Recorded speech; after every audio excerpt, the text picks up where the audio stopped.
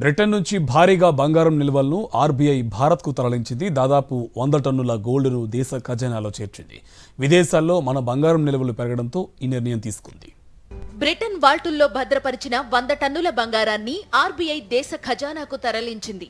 1991లో భారత్ విదేశీ మారక సంక్షోభాన్ని అధిగమించేందుకు పసిడిని తాకట్టు పెట్టిన తరువాత ఇంత మొత్తంలో బంగారాన్ని తరలించడం ఇదే తొలిసారి. ప్రస్తుతం దేశీయంగా భద్రపరిచిన గోల్డ్ 408 టన్నులకు చేరింది. అధికారిక గణాంకాల ప్రకారం 2024 మార్చి ఆఖరు నాటికి భారత్ వద్ద మొత్తం 822 టన్నుల బంగారం ఉంది.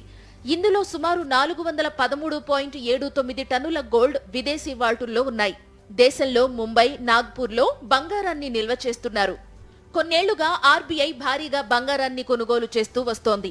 గత ఏడాది 27.5 టన్నుల పసిడిని కొత్తగా నిల్వల్లో చేర్చింది.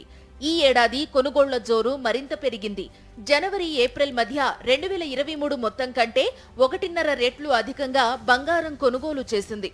దీన్ని ఎక్కడ నిల్వ చేయాలనేది ఎప్పటికప్పుడు సమీక్షిస్తూ నిర్ణయాలు తీసుకుంటోంది ఆర్బీఐ. ఈ క్రమంలో విదేశాల్లోని మన బంగారం నిల్వలు గణనీయంగా పెరిగాయి. దీంతో కొంత మొత్తాన్ని భారత్కు తీసుకురావాలని నిర్ణయించింది. చాలా దేశాలు కొన్న బంగారాన్ని బ్యాంక్ ఆఫ్ ఇంగ్లాండ్కు చెందిన వాల్టుల్లో సురక్షితంగా నిల్వ చేస్తుంటాయి. ఇందుకు కొంత డబ్బు చెల్లిస్తుంటాయి. అదే బాటలో భారత్ సైతం అక్కడి డిపాజిటరీల్లో భారీగా పసిడిని నిల్వ చేస్తూ వచ్చింది. తాజాగా బంగారాన్ని మన దేశానికి తరలించి ఇక్కడే నిల్వ చేయడం వల్ల విదేశీ కస్టోడియన్లకు చెల్లించాల్సిన స్టోరేజీ ఫీజుల భారాన్ని ఆర్బీఐ తగ్గించుకోగలుగుతుంది.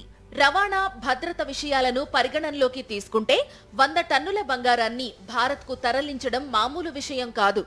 ఆర్బీఐ, ఆర్థిక శాఖ సహా వివిధ ప్రభుత్వ శాఖలు, స్థానిక యంత్రాంగం మధ్య సమన్వయం ఉండాలి. ఈ బంగారాన్ని భారత్కు తీసుకొచ్చేందుకు తొలుత ఆర్థిక శాఖ నుంచి ఆర్బీఐ కస్టమ్స్ సుంకం మినహాయింపు తీసుకుంది. సాధారణంగా అన్ని దిగుమతులపై వర్తించే ఐజీఎస్టీ మాత్రం తప్పలేదు. తద్వారా వచ్చే ఆదాయాన్ని రాష్ట్ర ప్రభుత్వాలతో కూడా పంచుకోవలసి ఉండడమే దీనికి కారణం. బంగారాన్ని భారత్కు తరలించేందుకు ప్రత్యేక విమానాన్ని ఉపయోగించారు.